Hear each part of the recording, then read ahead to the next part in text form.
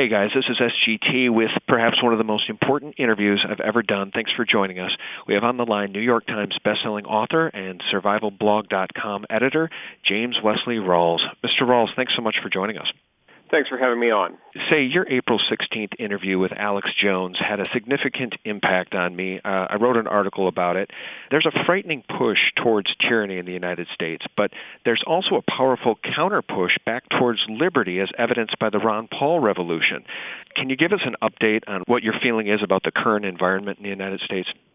Well, I think that given the financial situation globally, if you look at what's happening in Italy, in Spain, in Greece, and the most recent election in France, we're very likely to see a lot of financial turmoil in the coming months, and a lot of it will spill over into American markets. I think there's likely to be another global credit crisis like in 2008, and it could get very, very ugly very quickly.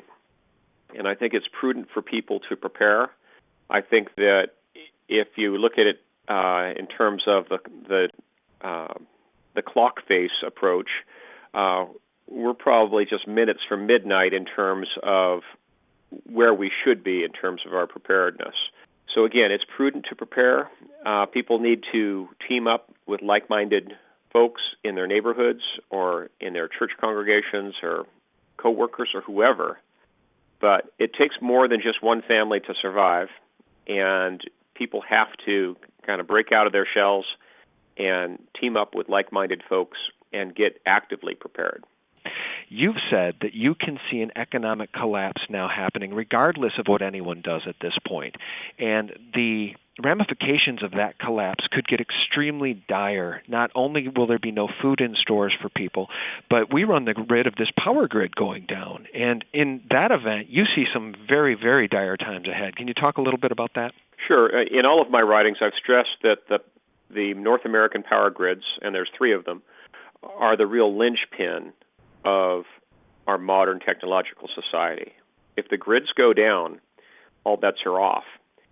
And it's important that people plan for the worst case. The worst case would, of course, be grid down. The chances of that happening are fairly small. But if you're prepared for the worst case, you can take anything lesser in stride. Well, can we take that a step further? You talk about the fact that if the power grid were to go down, we could see a lot of folks in this country die who are not prepared. Now, I want to talk a little bit about that, but to take it another step further, how do people in northern climates prepare? How do they heat their homes? What would you suggest they do? What products should they buy? Well, I recommend that people either move to an area where there's plentiful hardwoods available to cut your own firewood, or move to an area where there are surface coal seams. Because in a northern climate, the only way you're going to get through will be if you have a large supply of home heating fuel, and if you build greenhouses to at least start your summer garden crops to get an early start. Otherwise, anywhere north of 45 degrees of latitude, it is difficult in any given year to have any assurance of success with a large-scale garden. Here's the reality for a lot of folks, okay? A lot of folks with new construction or newer construction, anything built within the last 10 years, certainly in the state in which I live, a wood-burning fireplace is not even something most people have. Most people have natural gas fireplaces. So for folks who are living in suburban America, and they're tied down with a mortgage, they're tied down with kids in schools, they're tied down with, jobs, can they do anything to prepare? What is the best thing that they could try to do right now to plan for a time to heat their home if the power grid goes down? Well, if you're an apartment dweller, you're pretty well stuck. But if you're a homeowner, in most jurisdictions, you can add a wood stove pretty easily, or put in a fireplace insert if you have a traditional 1950s through 1990s style brick fireplace. It's more or less a decorative fireplace, but by adding a fireplace insert, you can turn it into a proper airtight stove. That's probably the key thing that people should do. But beyond that, planning for a worst case, if the power grid goes down, if you're in the suburbs, you really should team up with like-minded family members that live in the country. If you have country cousins, you need to get to know them very well, very quickly, and agree and make arrangements to pre-position a large quantity of your storage food at that country home where you can be more self-sufficient. Here I'm talking about an acreage, at least 10 acres, where you can put in a large-scale garden and hopefully well off the beaten track where you won't be in the path of either refugees or looters. Just to beat this thing to death a little further, because I'm hoping that there's a magic bullet here for folks who just have a single-family home, who I'm wishing you'd say, well, here's the generator you need to go out and buy, and here's the solar panels you hook it up to. And here's not that simple, unfortunately. The problem is human nature. You can be incredibly well prepared on a small suburban acreage and do some, really intensive double-dug gardening and raised beds and all that happy stuff. But if you have your neighbors pounding your door down because they're starving, all of your preparations are for naught. You really need, in a worst case, to be able to isolate yourself from that chaos. And that means geographic isolation. So unless you can move immediately well outside of a major urban area, your only other option, and it's not quite as good, but it's somewhat viable, is to team up with friends or family members that do live way out in the country and pre-position a lot of your gear there and the vast majority of your storage food, because you may literally only have one trip out of Dodge. You may not have the opportunity to buy another tank of gas to go home and get more, or by the time you get to that rural retreat, the opportunity to go back may be completely gone. Roads may be blocked. Highways and freeways may turn into giant linear parking lots. You may not have a chance to go back for a second load. So it's really important that the vast majority of what you have is pre-positioned there.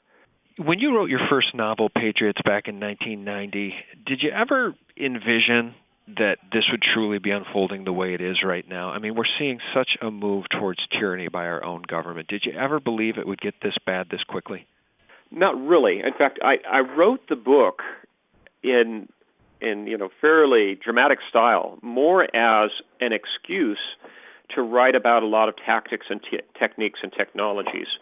At the time I was writing it, I actually only anticipated, at worst, a depression where the power grid would stay up. Now I'm wondering, will the power grids stay up? And whether or not they do, what kind of government are we going to see in our own country? So yes, things are definitely worse than I was anticipating in 1990. Just to circle back on the power grid issue, you noted in your interview with Alex Jones that if the power grid did fail, if it went down, to you that would be an indication that the powers that be have lost control. Now, I think many of us believe that what we're seeing with these economic dominoes, maybe this derivatives thing has completely gotten away from them, and they're losing control of their own system. I think that there's a case to be made for that. Economically, yes, I think you're right. Okay. But in terms of the power grid, if they knock that leg out from underneath society, they can create a cascade of events that will be completely beyond their control. Okay. Martial law is not going to restore order if the power grid goes down and doesn't come back up within a few days. So if they intentionally collapse the power grid in the hopes that they're going to institute some form of tyranny in this country, I think they're sadly mistaken.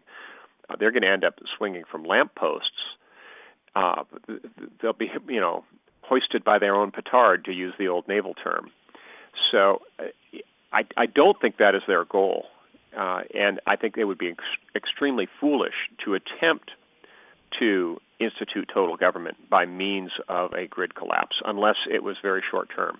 Perfectly stated. Now let me ask you this. We see the DHS, the Department of Homeland Security, moving toward rolling out these MRAP, armored military vehicles, ordering hundreds of millions of hollow point bullets from ATK out of Anoka, Minnesota. We see so many things that are just overtly tyrannical. Why do you really think they're doing that? Because the counterpush, for every action we see an opposite reaction. The opposite reaction to this is this And I keep coming back to it as just the biggest glimmer of hope, and it's the Ron Paul revolution. Tens of hundreds of thousands of Americans showing up at these rallies, showing up to support a constitutionalist and chanting together "End the Fed."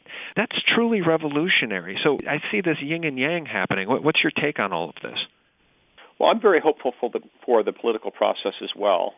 And in fact, if we were to see a deep economic depression, I think what will come out of it at the far end is not going to be more of the FDR-style big government solution with multiple alphabet soup agencies, like what came out of the Depression of the 1930s. I think that what we'll see instead is a return to government that lives within its means.